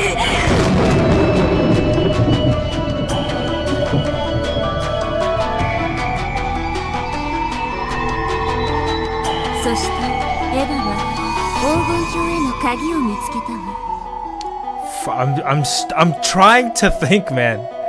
ああ、そしてその鍵というのは6文字の何か。言葉か数字か文字列なんだ。 Yeah, we got that. そういうこと。鍵の正体が6つの文字だと分かれば第一の番の意味がだいぶ分かってくる。第一の鍵の選びしを国生贄に捧げ、鍵の選びし6人。 So they're, I mean, if we're going that they're linked, 6文字。 what are we going by their first names or something? In other words, it means on the first Twilight, sacrifice the 6 characters chosen by the key.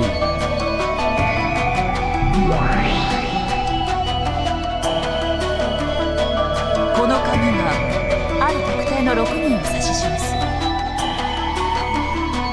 いえ、ある特定の6つを指し示すというべきね。もしこれが文字通りに生贄を捧げろという意味でないならば、例えばアナグラムかもしれないわ。アナグラム？文字遊びのことかな。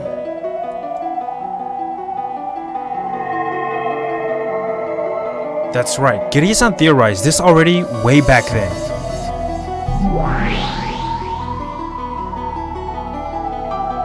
第2の番に残されし者はとある。ということは少なくともその何かは有限の文字数なのよ。そこから6文字を抜いて残った文字で話を進めろと読み解けるわ。Yeah. つまり第一の番に6文字以上の文字列が鍵である6文字を殺し、残った文字でどうにかしろという意味なんだ。そういうこと。ただ当時の切り絵も言ってる。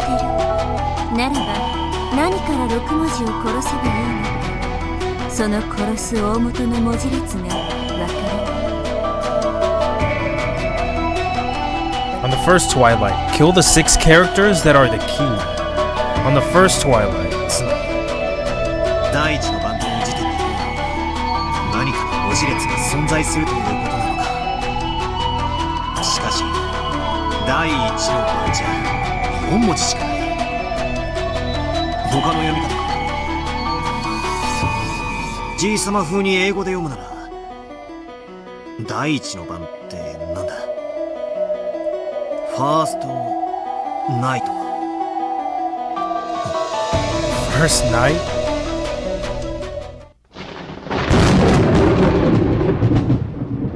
グッド。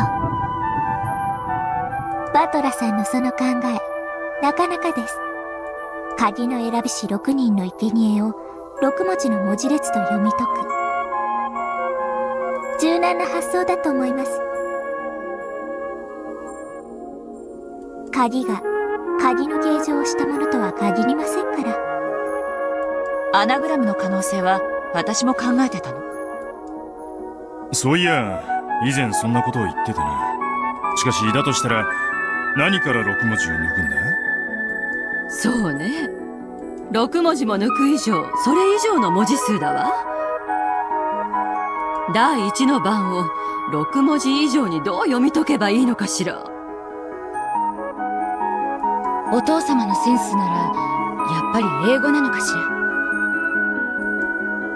行き詰まるようなら先に第2の番に進み、ヒントを探してみましょう。残されし者は寄り添う2人を引き裂け。残されし者は6文字を抜いた後に残った文字だと考えてよいでしょう。となると、寄り添う2文字とはどういう意味になるんだろうね。Like actually close, like right next to each other, two characters? そうか。 Fuck, I gotta look at this damn epitaph. わかったぜ。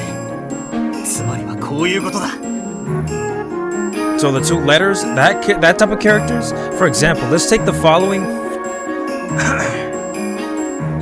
list of 9 characters: 1, 2, 3, 4, 5, 6, 7, 8, 9.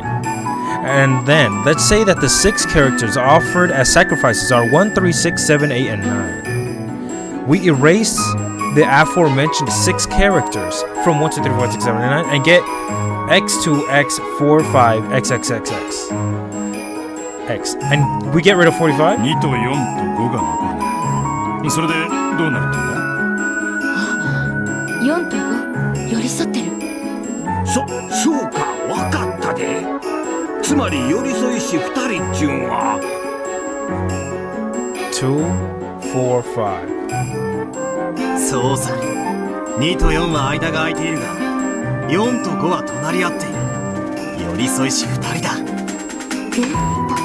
お見事です、バトラさん。引き裂くという意味が4と5も潰せという意味なのか、4と5の間を開けと言っているのかは分かりかねますが、なら第3の番の残されし者は誉れ高き我が名をたたえよってのは何だと思う？文字遊びである可能性が高い以上、それもまた言葉遊びの可能性があります。残された文字は誉れ高き我が名をたたえよ。難しいね。どういう意味だろう。どなたかわかる方は？私は多分分かっちゃいました。何？教えなさいよ。これもアナグラム。またしてもグッド。バトラさんはなかなか発想が柔軟です。アナグラムって文字遊びって意味だよね。ということは、つまり残った文字を入れ替えると何かの単語ができるという意味じゃないかしら。だな。とすると、ちょいと勇み足な仮説だが、俺は第一の番に間引く大元の文字数は11文字じゃないかと想定する。またしてもお見事。私も同じ見解でした。どうしてや？どうして11文字なんて言えるんや？生贄を一人殺すというのは、文字を一文字潰すことを意味すると思われます。第2の番の引き裂けを、とりあえず2文字の間を開けという意味で解釈した場合なら11文字。この引き裂けが2文字を潰せという意味なら13文字になると想定されます。なぜなら、その後の第4の番から第8の番にかけて5回殺せという記述が出るからです。そしてその次の第9の番で誰も生き残れないと書かれています。魔女が蘇るって部分をとりあえず無視するなら、これは第1の番に6文字潰し、寄り添った文字を割いて、さらに5文字潰したら、ぴったり文字がなくなるという意味ではないかと考えたんだ。 Okay. No more characters? So that makes 6 plus 5 equals 11 characters. If tearing apart the two who are close in the second twilight means to kill both of them, that makes 6 plus 2 plus 5 equal 13 characters. There's a chance that the word symbolizing the first twilight has 11 or 13 characters. There's a chance that the word symbolizing the first twilight has 11 or 13 characters. Okay. 実にお見事です。私とまさに同じ推理。バトラさんもどうやら私と同じ灰色の脳細胞に恵まれているようですね。よせやい。適当だぜ、適当。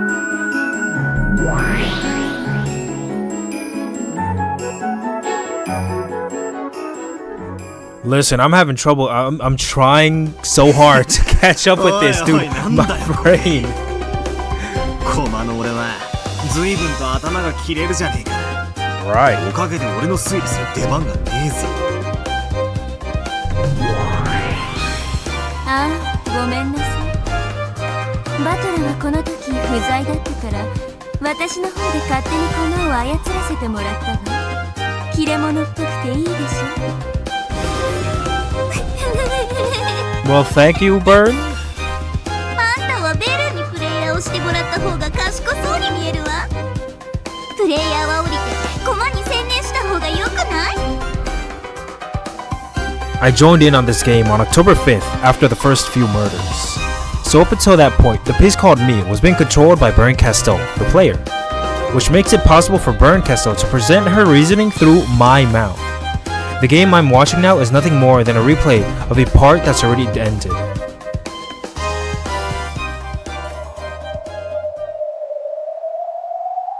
However, that's probably good enough for now. This Berncastel-sama has gone out of her way to solve the epitaph for me. So I'll watch closely for now, and I'll try to find out what it means. Lambda Delta let it slip herself just a second ago. そりゃそうでしょ。それを教えてあげちゃったらヒントが過ぎちゃうわ。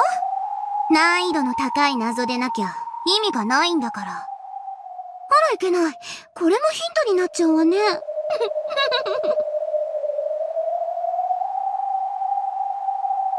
What's the hint? That it's a hard riddle? This theory about grandfather creating the epitaph in order to choose a successor isn't bad at all. Erika and Berncastel's logic is extremely reasonable, but that's only if we assume grandfather was the one to create it. He was probably alive at the time the epitaph was displayed, but of course he's already dead by 1986. And in the games up until now, Beatrice threatened us repeatedly with letters, saying that the only way to survive was to solve the epitaph and trying to force us to solve the riddle. In other words, it was Beatrice's intention, her hope, that we would try solving the riddle of the epitaph. The epitaph is so confusing that in most cases, the relatives never seriously tried solving it until the threatening letters started to arrive. That's why Beatrice fired the starting pistol, which made us take a go at it. Oh god, my head hurts. Why is Beatrice carrying out grandfather's last wishes? Like the theory proposed in the first game, is she really grandfather's confidant? Following his orders even after his death and trying to select the successor with the riddles of the epitaph in his stead? That would mean that Beatrice really is grandfather's trusted underling. And exactly the family alchemist she called herself in that letter. After grandfather's death, Beatrice would have managed the 10 tons of gold and taken the title of alchemist. Without ever embezzling the gold, she entrusted all of it all to the epitaph's riddle and waited for a human fitting to be the successor to appear and solve it. And if that human didn't appear within a set of time, that meant game over? Certainly, when Auntie Eva solved the riddle in the third game, she became the only survivor and, automatically, the final head of the Ushinryo family, inheriting everything. Up to this moment, no one has ever survived past October 5th except Auntie Ava, the one who solved the epitaph. That was the only case where Beatrice let anyone survive. Oh. Is Beatrice's loyalty to grandfather the thing that drives her? Did grandfather give her some terrible order to kill everyone if the epitaph isn't solved? And she's so loyal that she faithfully carries that out. Is this the peace battler or our battler saying this? I must not stop thinking. Don't stop thinking. Don't just think of the riddle itself. Think about why it's significant. Okay, why it's significant. Okay. So, they're pretty much saying that Ginzo didn't make it. Or did they? Okay, so why is it significant? Because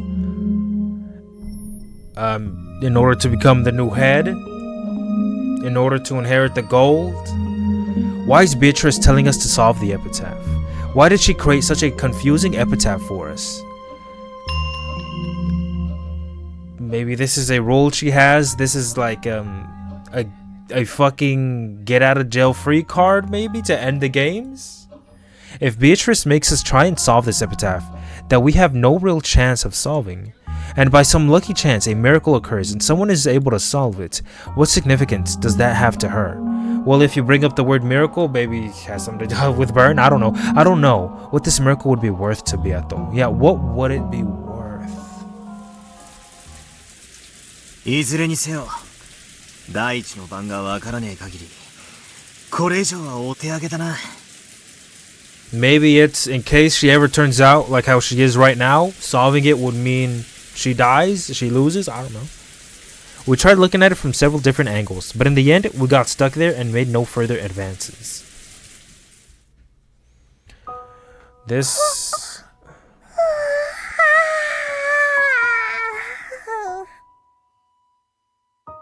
Maria let out an extra large yawn. This caused several other people to yawn. We had been using our heads so much that everyone had gotten a little sleepy. Jessica, who had been silent and looking displeased the whole time, quickly stood up.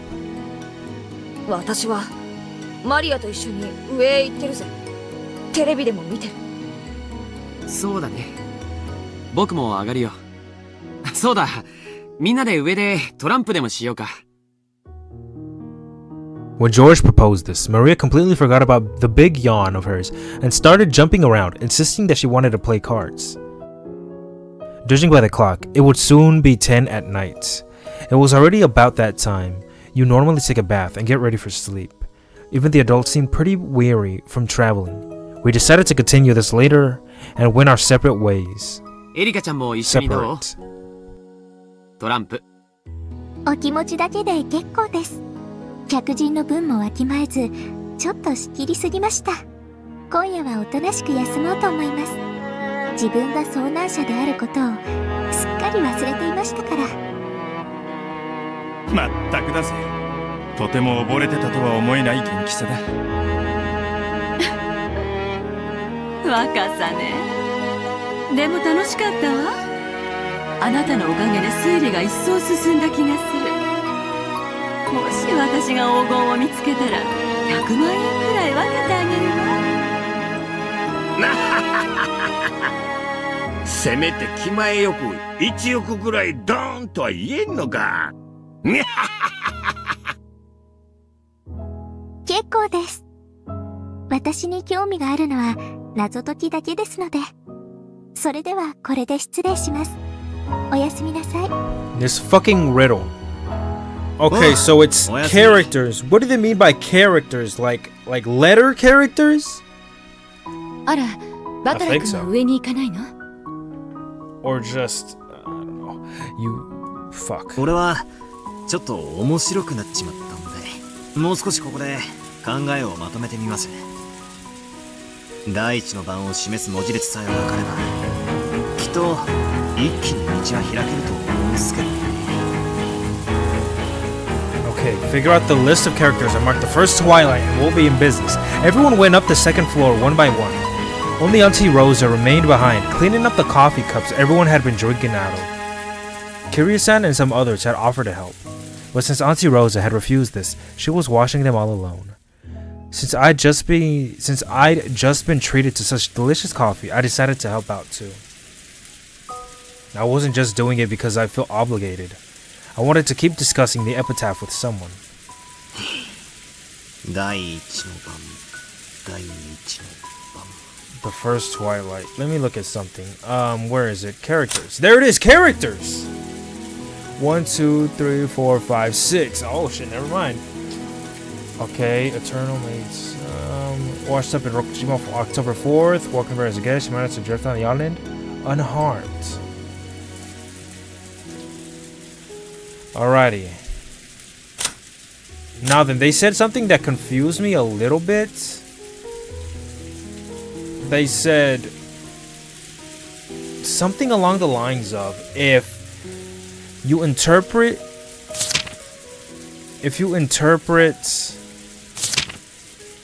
the meaning as kill, more people, I guess, or characters are to be used up. I didn't understand that. I didn't understand how that would make it more, how more would be added on if that was the case, but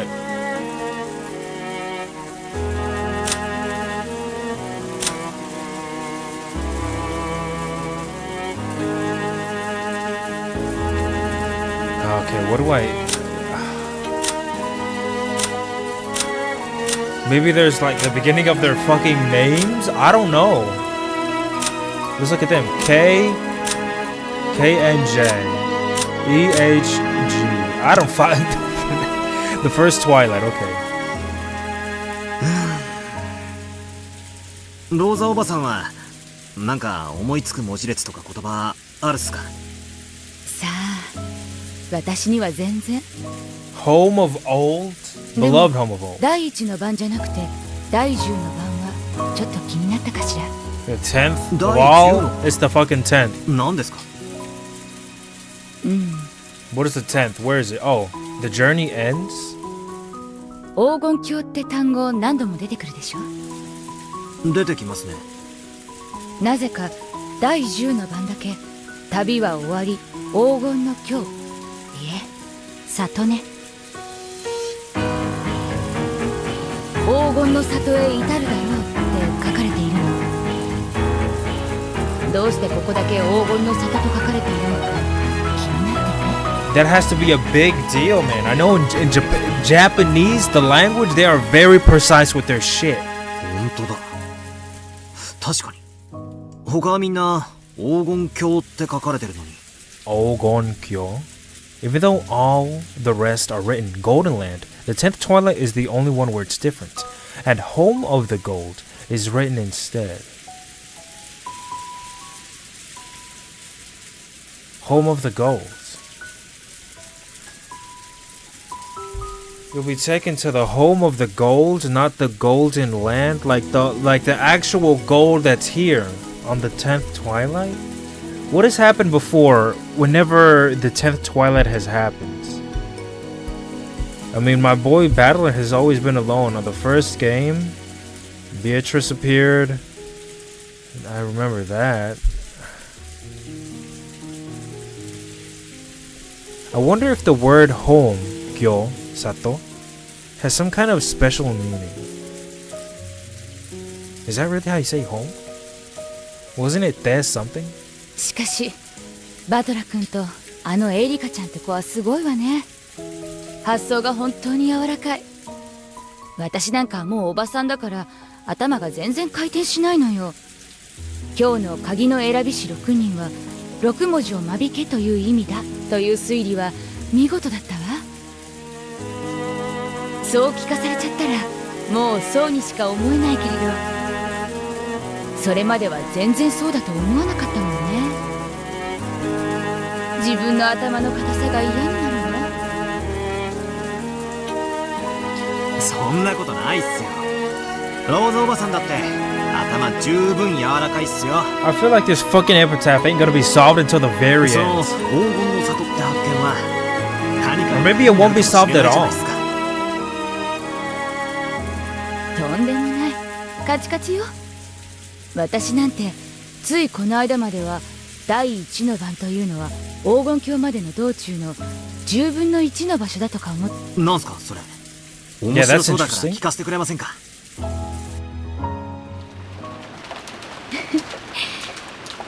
だって第一の晩の前の行に黄金郷へ旅立つべしって書いてあるでしょ。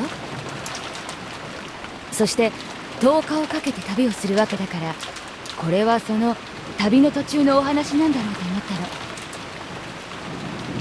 旅、確かにね。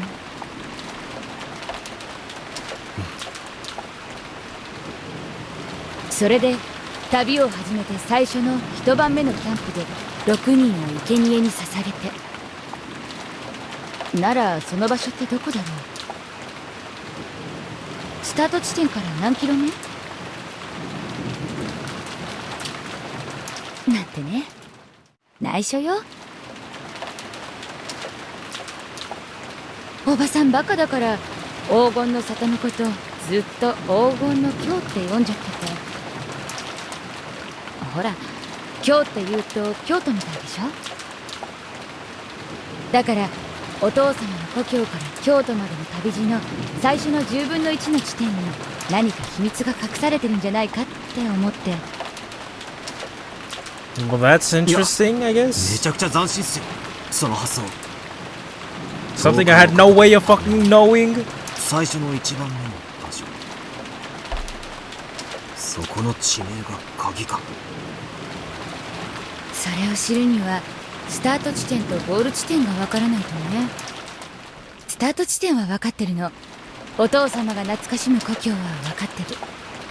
お父様は少年時代をとても遠方で過ごされたのよね。でも問題はゴールの黄金郷ね。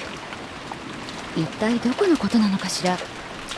それが分からなきゃ私の説もさっぱり。長いことここで行き詰まってたんだけど、今日のバトラ君たちの推理を聞いてて、やっぱり私の恥ずかしい勘違いだったんだわって思い知ったな。いや、それはそれできっと面白い発想だと思います。And Rosa did figure it out before, so maybe we should pay attention to what he's saying, what she's saying. その最初の一晩目の到達点。10-day journey? Well, this might be stupid, but so every episode has taken place within 2 days. So now, episode 5, we would finally be on the 10th day, I guess, in total. I don't know if that would mean anything. 案外バトラ君ならポロッと解けちゃったりしてね。もしおばさんのヒントで解けたなら1割の半分でもいいから分けっこしてね。約束よ。She gave me a wink and a smile, which almost made my heart jump a little, even though she was my aunt. Pause on that. No, alright, fucking no. Filet. She's hot. As I helped her wash the coffee cups, I kept pondering the epitaph's riddle silently.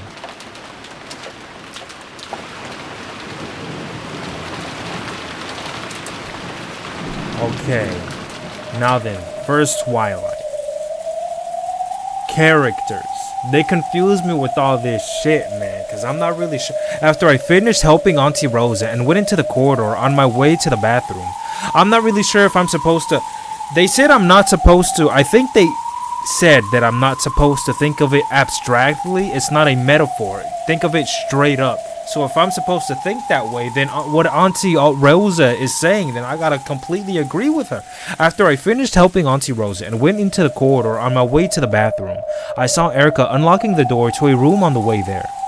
あんたの部屋は2階じゃなかったか？てっきり上に上がってもう部屋で休んでるのかと思ってたぜ。ちょっと探し物をしてまして、ここにならあるのではないかと思いまして。探し物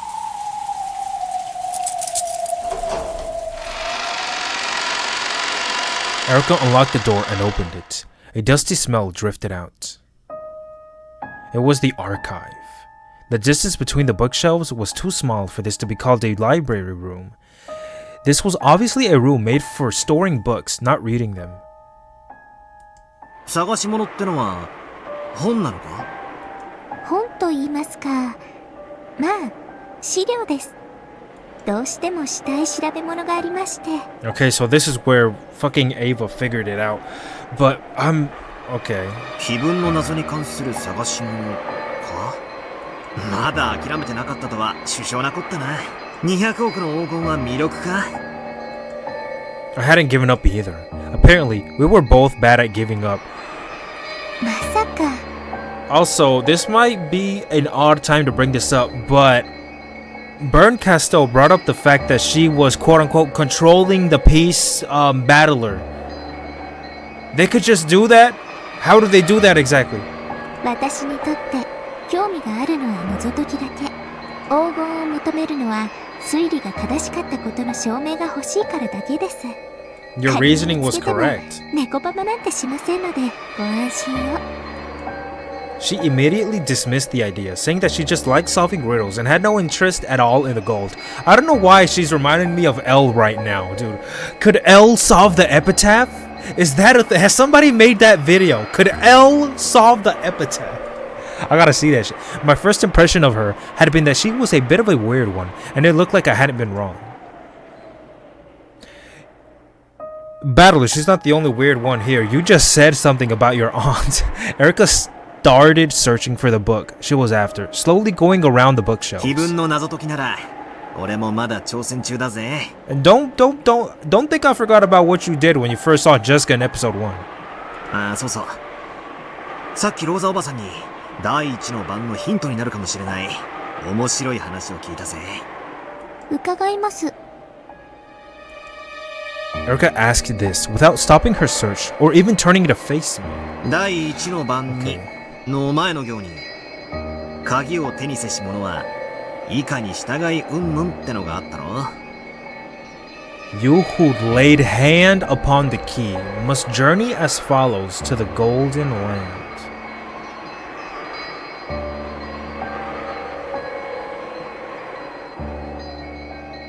Now then, it says, you who laid hand upon the key must journey as follows to the golden land.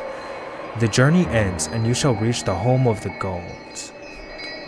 鍵を手にせし者は以下に従いて黄金郷へ旅立つべし。ふう、もう暗記したのかよ。さすがだな。それがどうかしたんですか？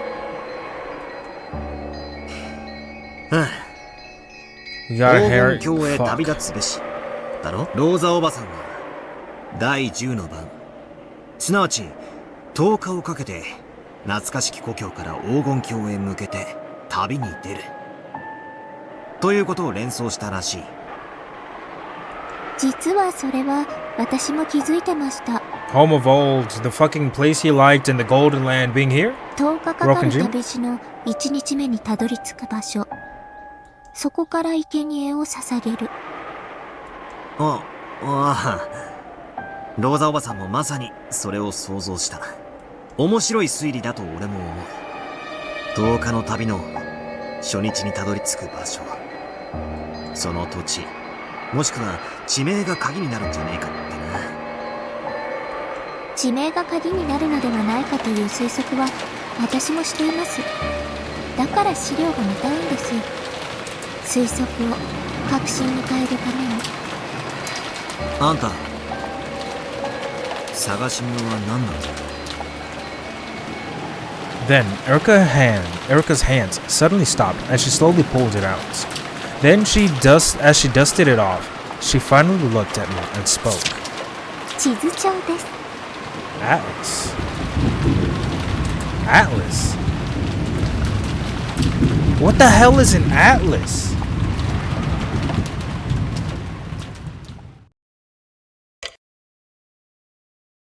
This is quickly turning into some very intellectual shit. I'm not really sure what I'm supposed to think. This fucking epitaph.